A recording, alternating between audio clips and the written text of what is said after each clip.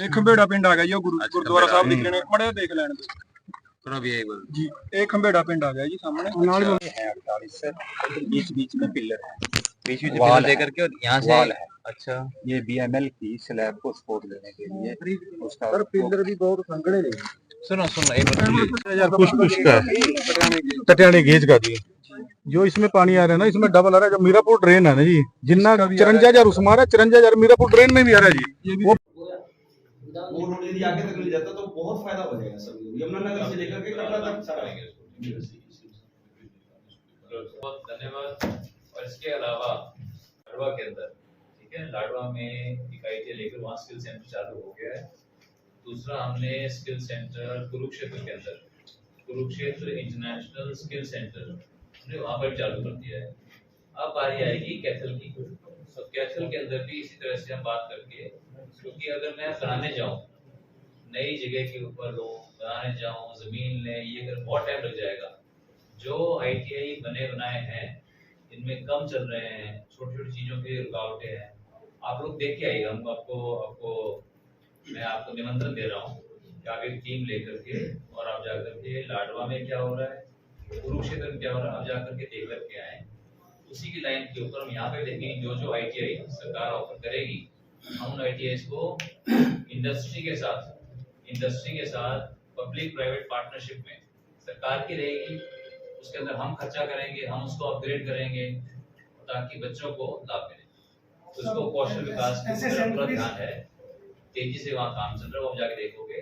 कैथल के अंदर भी अब जल्दी हम शुरू करेंगे। देखिए अभी हमने जो बाढ़ ग्रसित क्षेत्र थे उनका हमने दौरा किया। अभी सिचुएशन जो है अभी कंट्रोल में है। कहीं भी गांव के अंदर कोई भी गांव हमारे क्षेत्र में यहाँ पर पूरा शिकार के इलाके में कोई भी गांव डूबत में नहीं है। हरियाणा साइड में सारी स्थिति कंट्रोल के अंदर है। और गांव वालों से अभी हमने जाके बातचीत की, उनका ये कहना था कि घग्गर नदी के अंदर जब पानी आता है तो घग्गर नदी के ऊपर एक साइफन बना हुआ है हांसी उठाना नहर को क्रॉस करने के लिए। हांसी उठाना नहर ऊपर से चली जाती है और पानी नीचे से जाता है। उनका ये कहना था कि इसकी समय पर इसकी सफाई जो है वो ठीक से नहीं करवाते अक्सर लोग, और जिसके कारण यहाँ पर पानी रुकता है। तो और जो वहाँ पे अपने अफसर भी बुलाए थे उन्होंने कहा कि ऐसी समस्या नहीं है, लेकिन देखिए ये भी हमें मानना पड़ेगा कि कभी जब ज्यादा बारिश आ जाती है तो समस्या आ सकती है। जो सिस्टम बनाते हैं तो, लेकिन इसको अच्छी तरह से इसका अध्ययन करेंगे, इसका अध्ययन हम करवाएंगे और उसकी मास्टर प्लानिंग करवाकर कि जो कमियां हैं ताकि उनको दूर किया जाए, आगे से कोई समस्या ना हो। उसके लिए क्या क्या किया जा सकता है इसके ऊपर ध्यान देकर काम करवाएं। सर साइफन की बात की आपने, साइफन को लेकर अधिकारियों को पहले अवगत करवाया जा चुका था।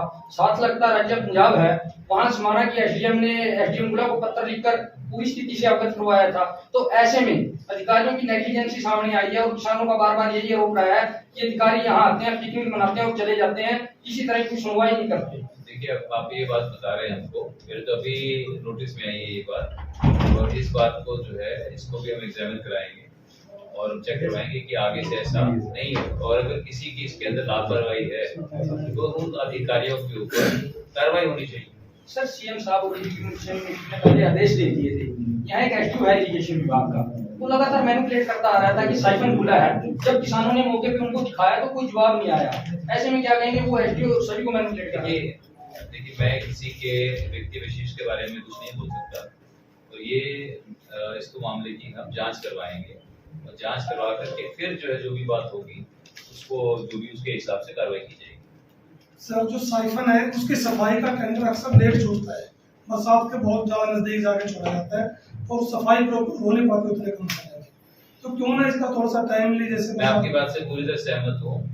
ये तो जैसे ही पानी नीचे उतर जाता है उस समय पर साइफन को पूरा सफाई करवाना चाहिए और इस समय से काम होना चाहिए। आपकी बात बिल्कुल ठीक है, मैं इस बात से पूरी तरह सहमत हूँ और इस पे मैं भी उनको पत्र लिखूंगा डिपार्टमेंट को कि इस काम को जल्दी से जल्दी अगली बार करवाया जाए। सर क्षतिपूर्ति पोर्टल के लिए 15 तारीख दी गई है, लेकिन खेतों से अभी तक पानी भी नहीं उतरा। तो देखिए तारीख दी है तो उसको तारीख को एक्सटेंड किया जा सकता है, क्योंकि कि कोई भी जो भी हमारी पहले प्राथमिकता ये थी कि जहाँ भी बाढ़ हो वहाँ पर किसी को भी जो राहत कार्य है वो चले। किसी को अगर मेडिकल जो भी सर्विसेज चाहिए, मेडिकल हेल्प चाहिए, स्वास्थ्य सेवा चाहिए, वो उसको मिले। उसके बाद अब जहाँ जहाँ जो फसल का नुकसान हुआ है उसकी भरपाई की जाएगी और उसके बाद आगे के लिए प्लानिंग की जाएगी कि आगे से किस तरह से हम इससे बच सकते हैं। सर गग्गर पार 2023 में जो बाढ़ आई थी सभी सड़कें टूट गई है, वो आज तक नहीं बढ़ी।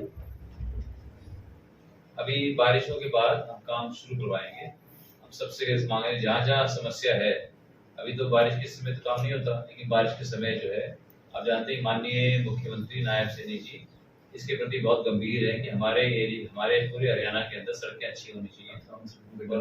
बहुत सी सड़कों की इसमें से टेंडर लग चुके हैं, लेकिन कोई भी अगर आपकी कोई नजर में है तो आप उसको चेक करवा लेना। अगर उसका टेंडर नहीं लगा होगा तो आप हमें बताना, हम उसको सुनिश्चित करेंगे कि उसका टेंडर भी लगे। सर जब 2023 में बाढ़ आई थी उससे बाद भी नेता आए, वादे करके चले गए, सड़क न बनी। देखो भाई, मैं तो नहीं आया था, ठीक है, मैं तो वादा सरकार तो आपकी पार्टी की। चलो सरकार है तो मैं तो आपको बता रहा हूँ, आप नेता की बात करी तो इसलिए। और देखिए जब बाढ़ आती है, जब बारिश बहुत ज्यादा हो जाए तो कई सारे के सारे सिस्टम जो है ये एक स्वाभाविक सी बात है, तो उसके अंदर हर नागरिक की भी क्या भूमिका है, कैसे उन्होंने किया है, कई चीज होती है। इनका कोई सरल कोई जवाब नहीं है कि हम किसी एक एसडीओ के ऊपर उसका हम सारा का सारा जिम्मेवारी एक एसडीओ के ऊपर थोप दे, ऐसा नहीं होता। ये कॉम्प्लेक्स इश्यूज होते हैं। कॉम्प्लेक्स इश्यूज के जब आप जिस समय अगर नहीं है सफाई, आप उस समय उसके ऊपर आप आर्टिकल रखें। आपकी जो है मीडिया की बहुत अहम भूमिका है। अब अगली बार अगर कोई ऐसी बात हो, समय के टाइम अगर नहीं हो, आप उस टाइम पे हमें बताना इस चीज। सर एक बात बोलना चाहूंगा मैं, इस पूरे मामले को लेकर पिछले 4 महीने से आवाज उठाई जा रही है, किसानों द्वारा भी, हमारे द्वारा भी, लेकिन उसमें गौर तो नहीं हुई। और आप इनको फोन कर देना, बात में मेरे को इस बात का ध्यान नहीं था। सर एक हो रहा है कि हरियाणा सरकार द्वारा